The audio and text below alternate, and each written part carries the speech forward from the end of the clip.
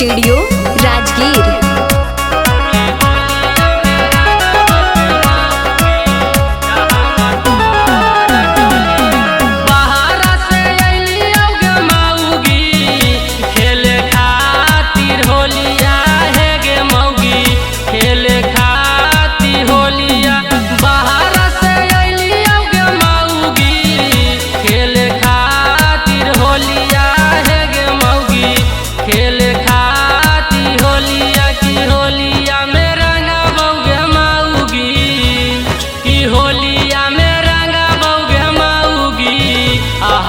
तोरा चोलिया है गे मौगी हम तोरा चोलिया झाझा से ले देब मौगी झालर लागल चोलिया है गे मौगी झालर लागल चोलिया झाझा से ले देब मौगी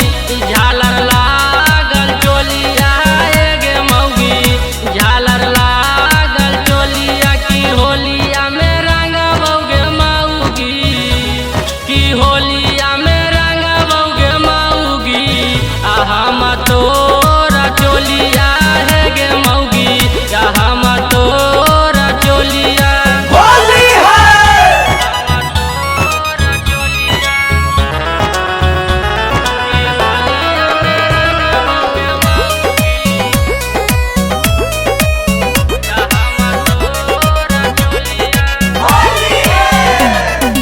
धीरे धीरे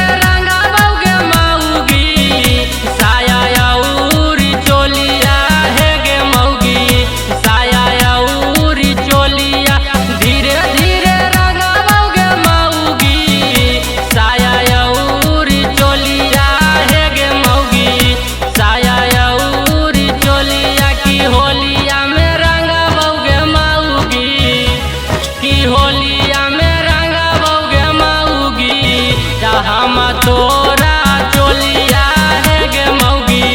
हम तोरा चोलिया होली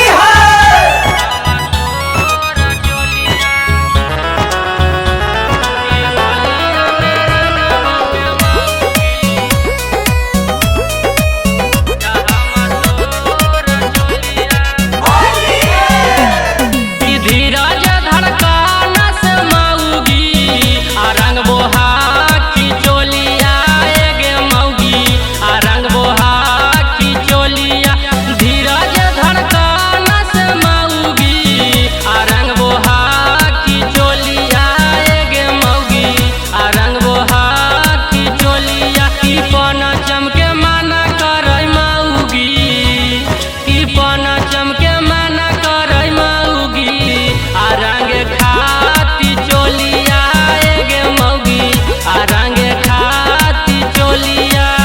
शिवांगी रिकॉर्डिंग स्टूडियो राजगीर।